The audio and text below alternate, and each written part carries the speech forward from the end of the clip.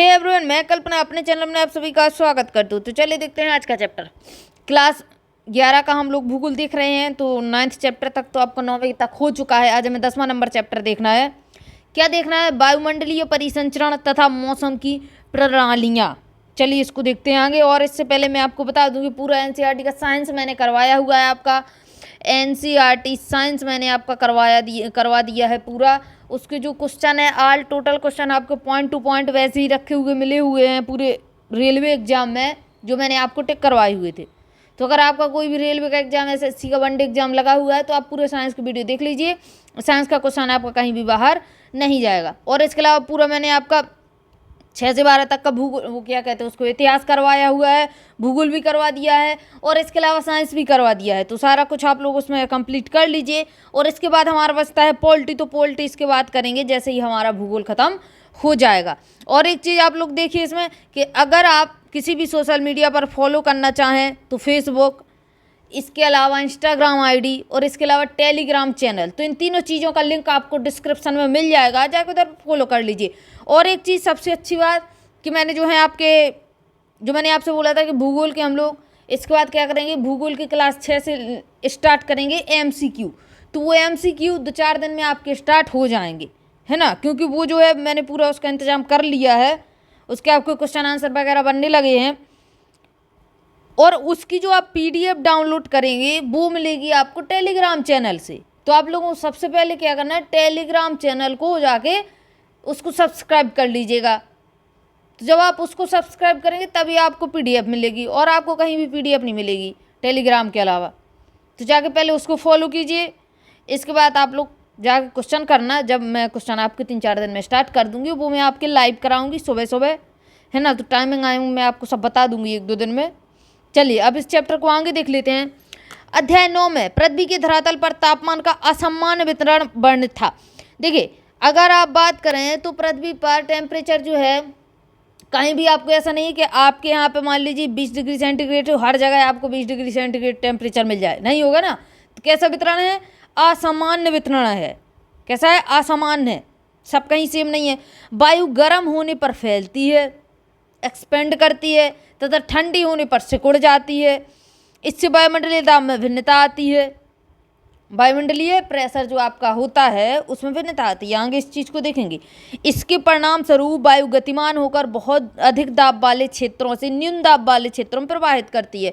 तो देखिए मैं आपको इसका एग्जाम्पल दूँ। एक रही पानी की आपकी ये टंकी, दूसरी रही पानी की ये टंकी, ठीक है। इसको नीले कलर से भर देते हैं पानी की टंकी को पूरा। देख लीजिए ये तो टंकी आपकी पानी की कैसी है, फुल भर चुकी है। अब फुल भरने के बाद ये वाली टंकी जो है इतनी भरी हुई है, हाफ से भी नीचे है, 1/3 भरी हुई है। इतना पानी भर गया। अब इसमें हम पाइपलाइन डालेंगे कौन से कलर की? तो इसमें देखिए आप पिंक कलर की पाइपलाइन डालिएगा इधर पे, इस तरीके की।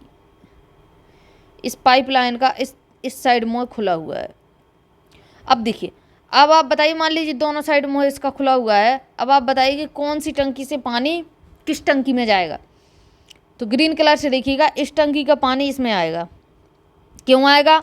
क्योंकि यहाँ पे पानी का प्रेशर ज़्यादा है, दाब ज़्यादा है और इसमें कम है। यानी हर वस्तु जो है कहाँ से कहाँ जाती है, तो ज़्यादा से कम की ओर जाती है।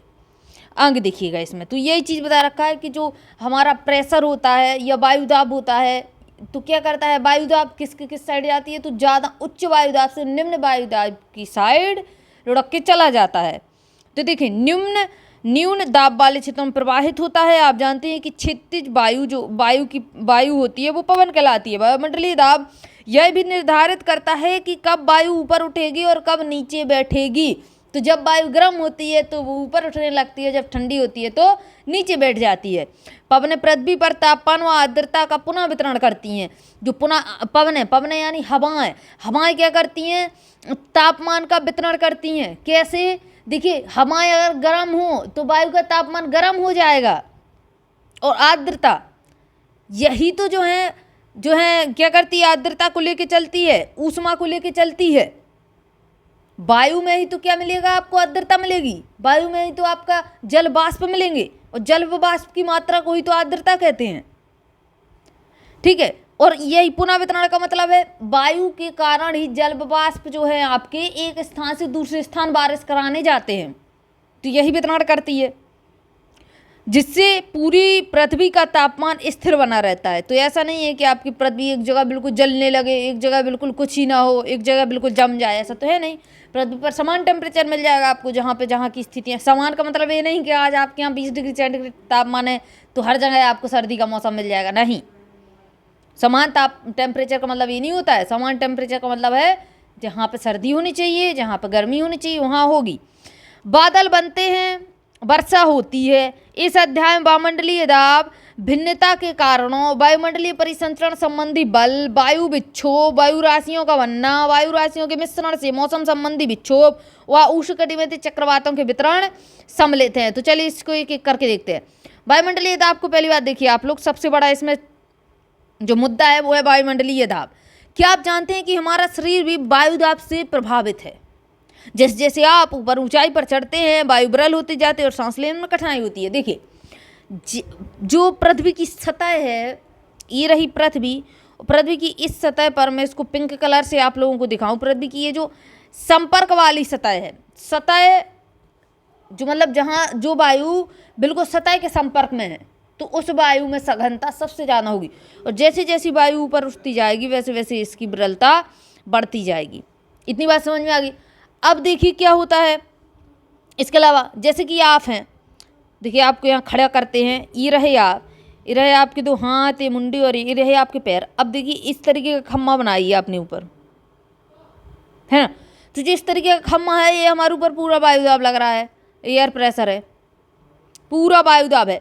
और देखिए जैसे ही आप मान लीजिए अभी आप इस सतह पर हैं, अभी आप यहाँ पे खड़े हो जाइए, अब आपका प्रेशर यहाँ से लगेगा, तो आप खुद बताइए मुझे कि ये वाला जो प्रेशर है क्या हुआ, कम हो गया। यानी सीधी सी बात है, जैसे जैसे हम ऊपर की साइड जाएंगे वायु दाब कम होने लगता है। और जब वायु विरल होगी और ऑक्सीजन घटेगी तो पहाड़ी क्षेत्र में हमें सांस लेना मुश्किल पड़ जाता है।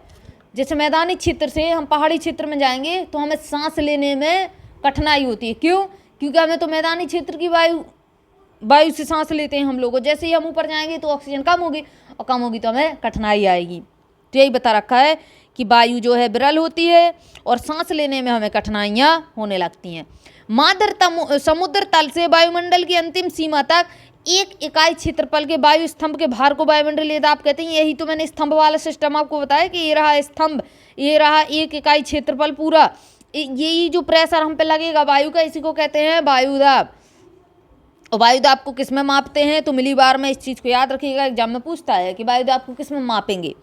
समुद्र तल पर औसतन वायुदाब कितना रहता है? औसतन 1013 रहता है, इस चीज़ को याद रखिएगा, 1013.2 मिलीबार औसतन रहता है।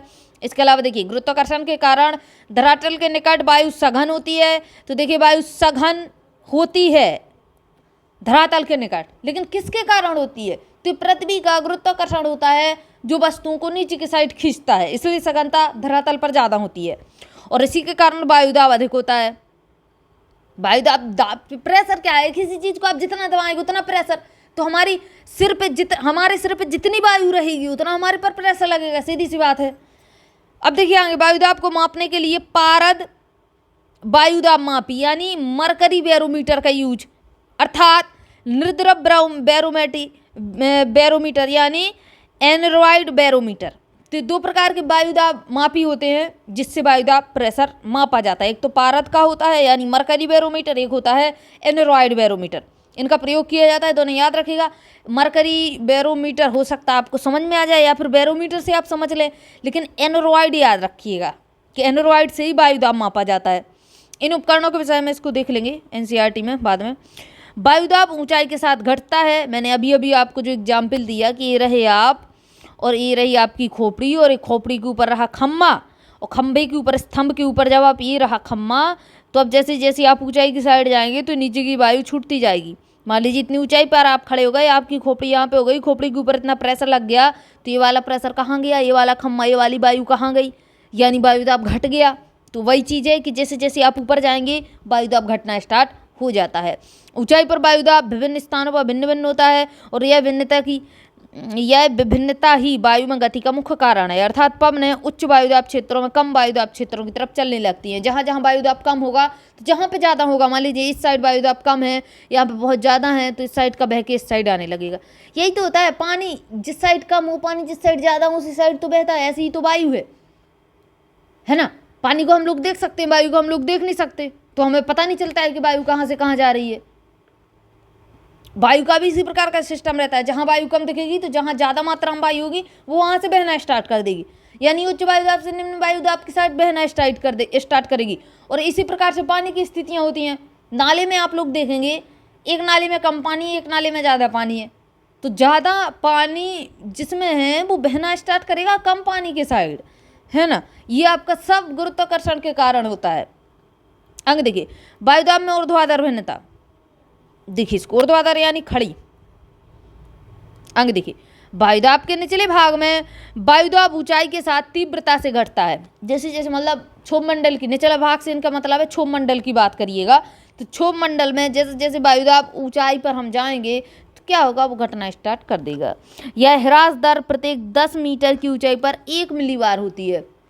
जैसे ही आप 10 मीटर ऊपर जाएंगे क्षोभ मंडल में तो वायुदाब 1 मिलीबार घट जाएगा। इस चीज़ को मुख्य रूप से याद रखिएगा, एग्जाम सीधे सीधे पूछता है ना। जैसे ही 10 मीटर पर जाएंगे 1 मिलीबार वायुदाब घटेगा। अंग देखिए, ऊर्ध्वाधर दाब प्रवणता क्षैतिज दाब प्रवणता की अपेक्षा अधिक होती है। खड़ी ढलान तो भाई ज़्यादा होगी ही, सीधी सी बात है, लेकिन इसकी विपरीत दिशा में कार्यरत गुरुत्वाकर्षण बल से यह संतुलित हो जाती है, अतः ऊर्ध्वाधर पवनें अधिक शक्तिशाली नहीं होती हैं, यानी गुरुत्वाकर्षण इसको कंट्रोल कर लेता है। वायुदाब का क्षैतिज वितरण देख लेते हैं।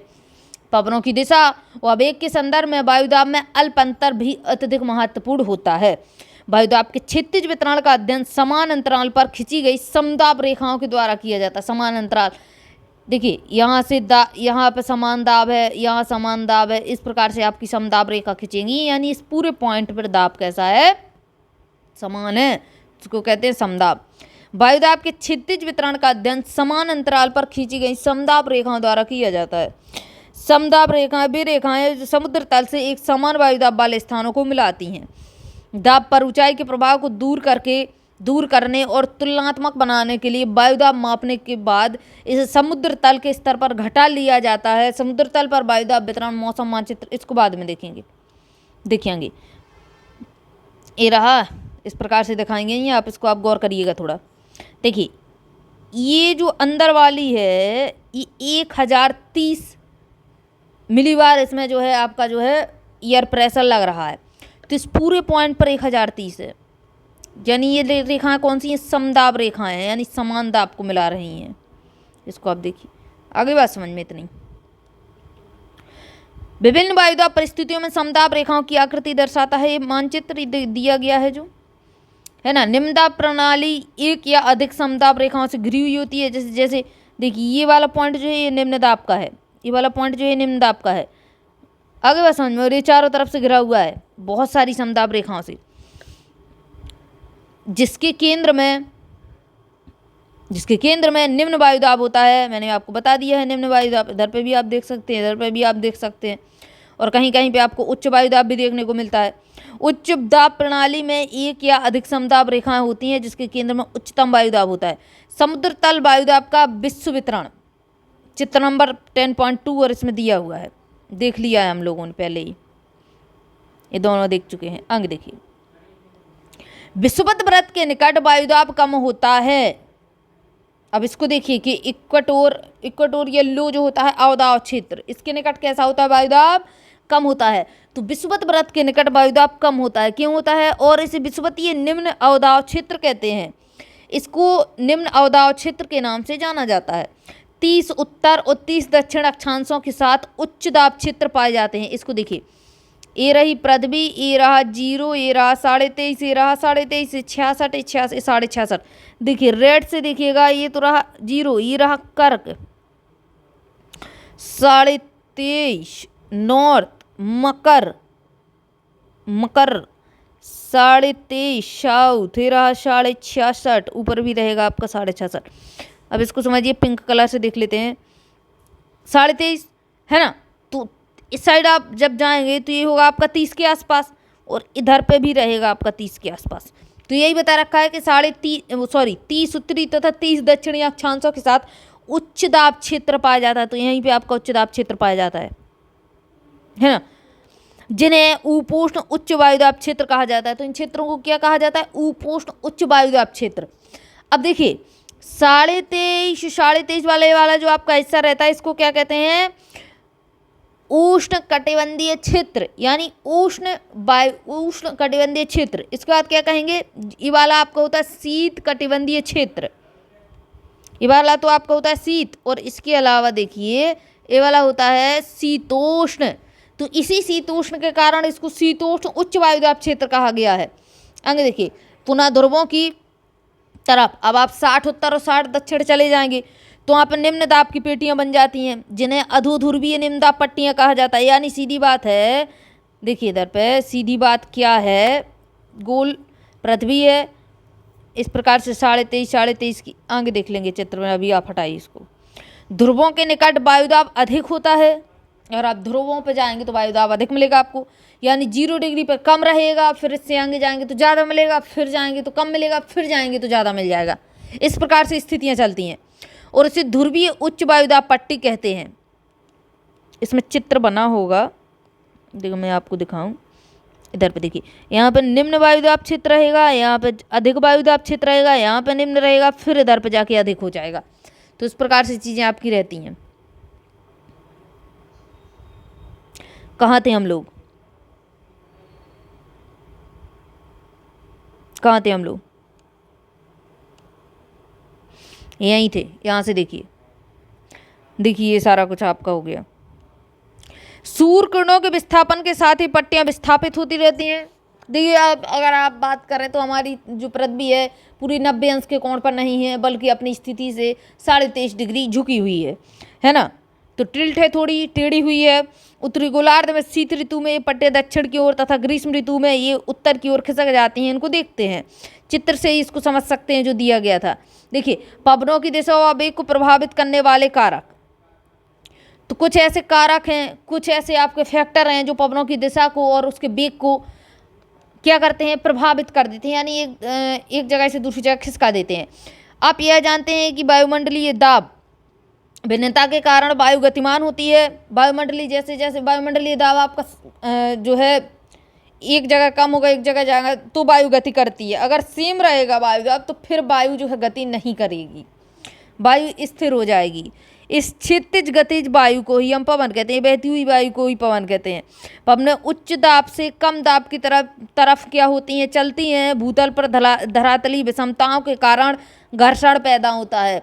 और जैसे हमारा भूमि का तल है और यहाँ पे जो हवाएं हैं चलती हैं, तो नीचे की साइड क्या करती हैं? घर्षण करती हैं, जो पवनों की गति को प्रभावित करता है। इसके साथ पृथ्वी का घूर्णन भी पवनों के वेग को प्रभावित करता है।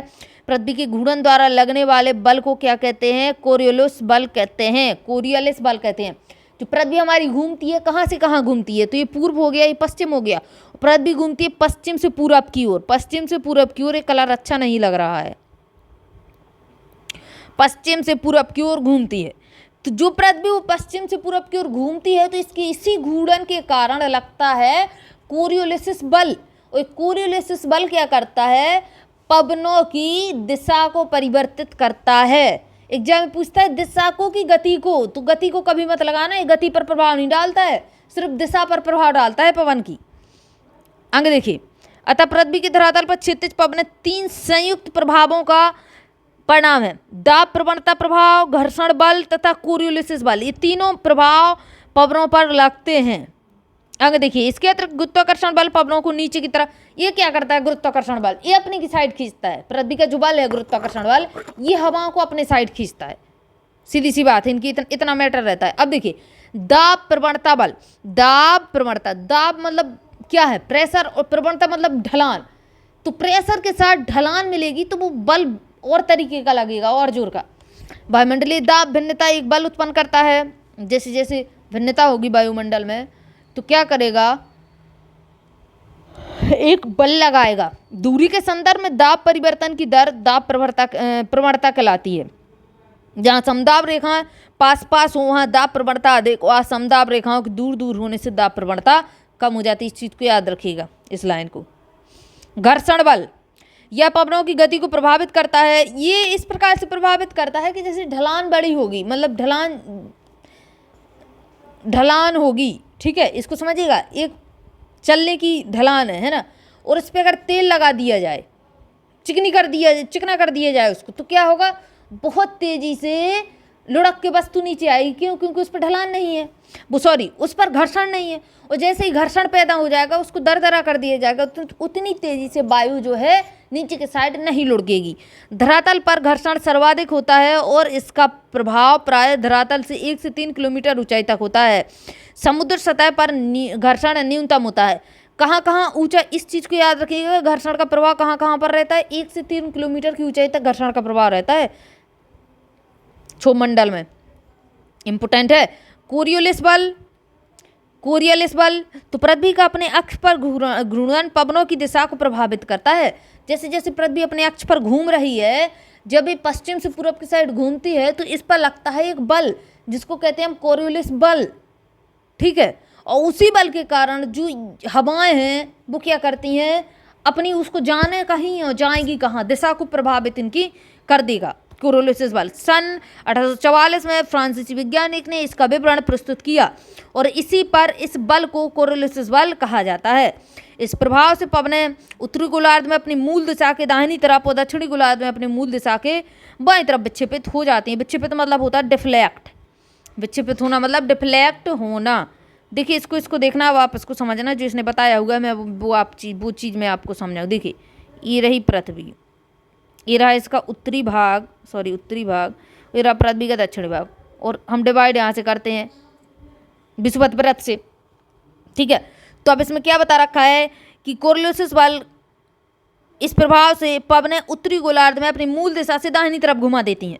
दाहिनी तरफ से बात कीजिएगा कि पवन यहाँ से यहाँ चलना चाहती है, ठीक है, यहाँ है पवन, इसको पॉइंट को गौर करना ग्रीन कलर से, पवन यहाँ है, इसको चल के यहाँ जाना है, और अब ये चल के तो यहाँ जाना चाहते हैं, लेकिन ये कोरियोलिस बल क्या करेगा, इसको यहाँ ना भेज के यहाँ भेज देता है, तिरछा कर देता है, इसके बाईं तरफ विक्षेपित, अपनी मूल दिशा के दाहिने तरफ विक्षेपित करेगा। आप खुद सोचिए, आप यहाँ पे खड़े हुए हैं, ठीक है, आप यहाँ पे खड़े हो गए तो आपका ये क्या है, दाहिना हाथ है, तो दाहिनी तरफ विक्षेपित कर रही है। इतनी बात समझ में आ गई। अब आप यहाँ देखिए, आप खड़े हुए यहाँ हैं, आपको जाना यहाँ है, ठीक है, तो अब क्या करती है, दक्षिणी गोलार्ध में बाईं तरफ विक्षेपित कर देती है, तो यहाँ ना जाके पवन को कहाँ पहुँचाएगी, यहाँ पहुँचाएगी। अरे ये बात समझ में, इस तरीके से विक्षेपित करती है। आगे बात समझिए, कोरियोलिस बल एग्जाम में पूछता है कि उत्तरी गोलार्ध में कहाँ विक्षेपित करती है, तो उत्तरी गोलार्ध में कहाँ करेगी, ध्यान से देखिएगा, जब पवन की गति पश्चिम से पूरब है, और जब अब देखिए इसी साइड तो घूम रहा है, तो पवन कहाँ को जाएगी, इसी साइड तो जाएगी घूम के हर बार, इसी साइड तो जाएगी घूम के हर बार। घूमने से ही तो अंदाजा लग रहा है कि इसी साइड जाएगी। इसमें भी देख लीजिए इसी साइड जाएगी, यानी उत्तरी गोलार्ध में अपने दाहिनी तरफ, जब दक्षिण तरफ की बात करें तो अपने बाएं तरफ मुड़ जाती है। बहुत इंपॉर्टेंट है, एग्जाम में इससे बहुत क्वेश्चन बनते हैं। तो कहाँ की साइड विक्षेपित होता है, हो गया डिफ्लेक्ट। जब पवनों का वेग अधिक होता है तब विक्षेपण भी अधिक होता है। अब देखिए पवनों की जैसे गति तेज हो, बहुत तेज गति से चल रही हूँ, मतलब सीधी सी बात है, ट्रक से जब आपकी गाड़ी टकराएगी, बहुत स्पीड से टकराएगी, तो आप फुटबॉल की तरफ पता नहीं चलेगा कहाँ गए, और एकदम बोल को धीरे धीरे ट्रक आ रहा हो या धीरे धीरे कोई गाड़ी आ रही हो, आपकी उससे टक्कर हो जाए तो आप हल्का सा वहाँ गिर जाएंगे। बहुत ज़्यादा फुटबॉल नहीं बनेगी, लेकिन हल्का सा गिर जाएंगे। यानी गति जितनी तेज होगी उतनी तेजी से आप मुड़ के कहीं पे डले हुए रहेंगे, वहाँ पे ट्रक या गाड़ी से टकरा के, यही होगा, सीधी सी बात है। तो वही चीज़ है कि वेग जितना तेज होगा उतनी तेज गति से विक्षेपित होगी। जब विक्षेपण भी अधिक होता है, कोरियोलिस बल अक्षांशों के कोणों के सीधा समानुपात में बढ़ता है। यह ध्रुवों पर सर्वाधिक विषुवत वृत्त पर अनुपस्थित होता है। क्यों होता है, क्योंकि ध्रुवों पर पृथ्वी की गति सबसे ज़्यादा तेज होती है। अब आप कहेंगे कैसे होती है, ठीक है, और विषुवत वृत्त पर यह गति बिल्कुल बहुत धीमी होती है, ध्रुवों की अपेक्षा ना के बराबर। देखिए ये तो रही पृथ्वी, इसको ध्यान से समझिएगा, बहुत इंपॉर्टेंट है, इससे आपको कोरियोलिस बल वगैरह पूरा क्लियर हो जाएगा। इस चीज़ को देखिए, ध्रुवों पर गति अरे इसको देखिएगा, ये रही पृथ्वी, ये रहा 0 डिग्री, ये रहे ध्रुव। मान लीजिए आपकी स्पीड है 100 किलोमीटर प्रति घंटा, ठीक है। स्पीड कितनी, 100 किलोमीटर प्रति घंटा। अब आपसे कोई कहे ये वाला चक्कर जो आपका है इतना बड़ा, इसमें आप 100 किलोमीटर प्रति घंटा की रफ्तार से आपको घुमाया गया इस चक्कर पे। देखिए समय उतना ही है, स्पीड उतनी ही है, समय 24 घंटा है, स्पीड आपकी 100 किलोमीटर प्रति घंटा है। अरे बात समझ में। और आपको 100 ना करके आप 48 कर लेना, 48 कर लेना, इससे आपको क्लियर कट हो जाएगा। देखिए 48 कर दीजिए, ठीक है। और 24 घंटे हैं आपके पास, तो इसका चक्कर आप किस प्रकार से लगा लेंगे। ये दूरी है आपके पास, है ना, दूरी ज़्यादा है, फिर से समझिएगा दूरी बहुत ज़्यादा है, ठीक है। और ये रही आपकी चाल, ये रहा ये आपके पास समय। तो आप आराम से धीरे धीरे धीरे धीरे जाएंगे, कोई दिक्कत ही नहीं है। हमें तो दूरी 24 घंटे में तय करनी है इतनी पूरी। अरे बात समझ में। और यही चीज़ यहाँ देखिए, दूरी इतनी सी है, तो यहाँ पे तेजी से आप घूम जाएंगे, तेजी से। दूरी जब कम है तो आप क्या करेंगे, तेजी से घूम जाएंगे, यानी यहाँ पे स्पीड ज़्यादा रहती है। मेरे ख्याल से आपको समझ में आ गया होगा। दूरी वही है, मतलब सॉरी, दूरी कम बढ़ हो जाती है, चाल और समय वही रहता है। तो ध्रुवों पर तेज तरीके से घूमेंगे और विषुवत वृत्त पर धीरे धीरे घूमेंगे। तो यही कारण है कि ध्रुवों पर सर्वाधिक चाल होती है, सर्वाधिक तेजी से घुमाई हो जाती है ध्रुवों पर, और विषुवत वृत्त पर ये लगभग कम होती है। कोरियोलिस बल दाब प्रवणता के समकोण पर कार्य करता है। दाब प्रवणता बल समदाब रेखाओं के समकोण पर कार्य करता है। जैसे जैसे समदाब रेखा मिलेंगी आपको, उसी प्रकार से ये काम करेगा। जितनी दाब प्रवणता अधिक होगी, पवनों का वेग उतना ही अधिक होगा। जितनी दाब प्रवणता अधिक होगी, यानी जितनी ढलान अधिक होगी, जितनी ढलान अधिक होगी, जितना अंतर होगा, डिफरेंस होगा दाब में एक दूसरे में, जहाँ से जहाँ दाब जाना है या वायु बहनी है, तो उतनी ही क्या होगी, पवनों का वेग भी उतना ही होता है। यानी सीधी सी बात है, बहुत जहाँ बिल्कुल पानी नहीं है तो बहुत तेज़ी से पानी गिरेगा भड़ भड़ भड़ करके, और जहाँ वो पानी है तो वहाँ पर धीरे धीरे बहेगा, है ना। और पवनों की दिशा उतनी ही अधिक विक्षेपित होगी, उतनी ही तेज़ी से पवनों की दिशा डिफ्लेक्ट हो जाएगी। इन दो बलों के एक दूसरे से समकोण पर होने के कारण निम्न दाब क्षेत्रों में पवनें इसी के इर्द गिर्द बहती रहती हैं। विषुवत वृत्त पर कोरियोलिस बल शून्य होता है। इस चीज़ को याद रखने का, सबसे ज़्यादा कहाँ होता है, तो ध्रुवों पर होता है, इस चीज़ को याद रखिएगा। और पवनें समदाब रेखाओं के समकोण पर बहती हैं, अतः निम्न दाब क्षेत्र अधिक गहन होने की बजाय पूरित हो जाता है। यही कारण है कि विषुवत वृत्त के निकट उष्णकटिबंधीय चक्रवात नहीं बनते हैं।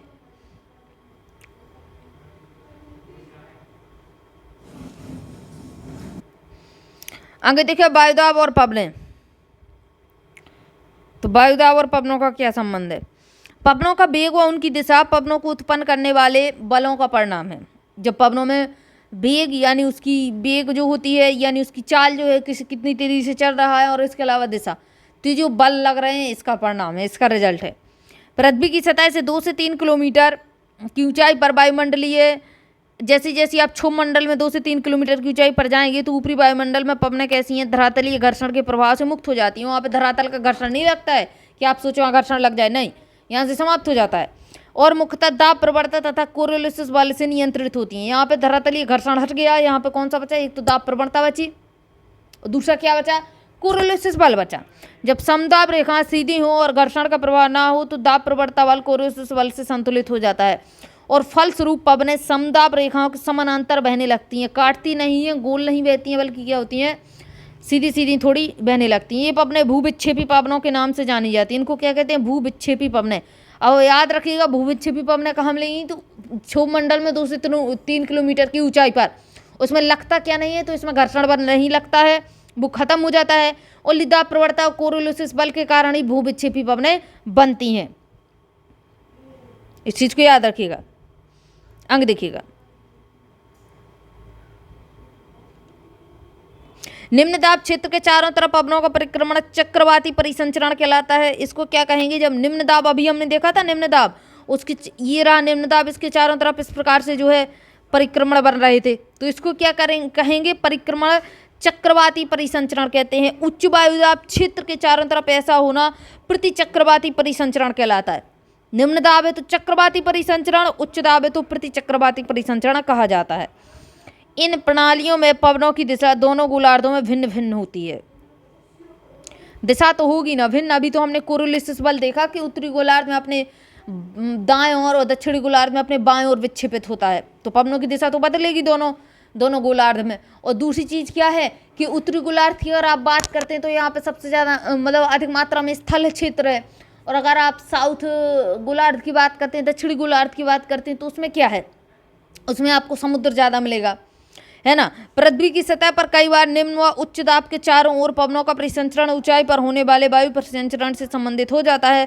प्रायः निम्न दाब क्षेत्रों पर वायु अभिसरित होती है। निम्न दाब क्षेत्रों पर वायु क्या होती है, अभिसरित, यानी एक दूसरे में ऐसे एक दूसरे की तरफ जाएगी और ऊपर उठेगी। अभी नीचे की साइड चित्र दिया हुआ है, देखेंगे। अभिसरित मीन्स होता है कन्वर्ज होना, अभिसरित मीन्स होता है कन्वर्ज होना, यानी एक दूसरे में मिलना। और उच्च दाब क्षेत्रों में वायु का अवतलन होता है। उच्च दाब क्षेत्र में क्या होती है, वायु का अवतलन होता है, वायु नीचे की साइड गमन करती है और धरातल पर अपसरित होती है। नीचे की साइड आएगी वायु उच्च दाब क्षेत्र में और क्या करेगी, धरातल पर अपसरित हो जाती है, यानी फैल जाएगी। आ रही बात समझ में, अभिसरित और अपसरित। अभिसरित कन्वर्ज होती है और अपसरित डाइवर्ट होती है ना, डाइवर्जन हो जाता है इसका अंग। देखिए, अभिसरण के अतिरिक्त वायु भ्रमल रूप में घूमती हुई संवहन धाराओं में पवनों के साथ साथ और वाताग्र के सहारे ऊपर उठती है, जो बादल बनने में और वर्षण के लिए सहायता करते हैं। इसको आगे देखेंगे जहाँ जहाँ चीज़ें दी हुई हैं। चक्रवात और प्रति चक्रवात में पवनों की दिशा का क्या सिस्टम रहता है। चक्रवात आएगा जब, तो क्षेत्र कैसा रहेगा, निम्न क्षेत्र रहेगा। इसके अलावा घड़ी की सुई की दिशा के विपरीत चीज़ें चलती हैं उत्तरी गोलार्ध में। और अगर आप बात करें, घड़ी आपकी इस प्रकार से चलती है, यहाँ पर कैसी दिशा रहेगी, उल्टी दिशा बनेगी इस प्रकार से। इस चीज़ को याद रखिएगा, एग्जाम में पूछता है। क्या पूछता है मैं बताऊँ आपको, यहाँ से एग्जाम में इस प्रकार से पूछता है कि जब चक्रवात आते हैं तो उत्तरी गोलार्ध में दिशा कौन सी होती है, और प्रति चक्रवात कहाँ आते हैं, दक्षिणी गोलार्ध में दिशा कौन सी होती है, इस प्रकार से होता है। तो देखिए, चक्रवात अगर उत्तरी गोलार्ध में, तो घड़ी की सुई की विपरीत दिशा में चक्रवात आते हैं, घड़ी की सुई की विपरीत दिशा में। आगे बात समझ में। और दक्षिणी गोलार्ध में घड़ी की सुई की दिशा के अनुरूप चक्रवात आते हैं। और प्रति चक्रवात की बात करें, मतलब उल्टे चक्रवात, तो उल्टा कर दीजिए दोनों को बस। अगर आपने देखा होगा कि जैसे हमारा तमिलनाडु, उड़ीसा, पश्चिम बंगाल और बंगाल की खाड़ी में जब चक्रवात आते हैं तो किस साइड चलते हैं, इससे आप अंदाज़ा लगाइए। इस साइड से देखिए, एक मिनट, अभी मैं आपको पूरी स्थिति बताऊँ। ये रहा इंडिया, है ना। इंडिया के अलावा इधर पे देखिए पश्चिम बंगाल, उड़ीसा वगैरह, तमिलनाडु वगैरह, इस प्रकार से पूरा तट मिल जाएगा आपको, है ना। तो क्या होता है, जब यहाँ पे क्या बनेंगे, यहाँ पे चक्रवात बनेंगे, तो चक्रवात क्या करते हैं, इस प्रकार से घूमते हुए आते हैं। देखिए इसको ध्यान से, सुई की उल्टी हुई दिशा है कि नहीं, और यहाँ पे टकराते हैं। इस प्रकार से चक्रवात बनते हैं और यहाँ पे टकराते हैं, टकरा रहे हैं तट की साइड। और अगर इधर पे बन जाए चक्रवात तो दूर चले जाते हैं, इंडिया में टकराते नहीं हैं, इस साइड आगे की साइड निकल जाएंगे। तो ये होती है, मतलब जितने भी हमारे इंडिया में चक्रवात आएंगे तो वो सुई की उल्टी दिशा में ही आते हैं, क्योंकि हम टोटली जो है कहाँ हैं, उत्तरी गोलार्ध में स्थित हैं। पूछता है एग्जाम में, ये आपका टॉपिक इतना वाला बहुत इंपॉर्टेंट है कि कौन सी दिशा कब कहाँ रहती है। वायुमंडल का सामान्य परिसंचरण, इसको देखेंगे अब नेक्स्ट वीडियो में। दूसरा पार्ट इसका बना लेंगे, चैप्टर अभी बड़ा है, इतना रह गया है, तो इसको दूसरा पार्ट बना लेंगे। ये सारे चक्रवात वगैरह ये सब कुछ दिया हुआ है, तो ये सारा कुछ आपको क्लियर रहेगा, सब क्लियर हो जाएगा कि चक्रवात कैसे बनते हैं, समीर कैसे चलते हैं, पूरा आ जाएगा यहाँ पर समझ में। ये पूरा आपका जो ये चित्र दिया हुआ है ये बहुत इंपॉर्टेंट है, ये समझ में आ जाएगा पूरा। चलिए अब मिलेंगे कल इसी चैप्टर के साथ, तब तक के लिए जय हिंद, जय भारत।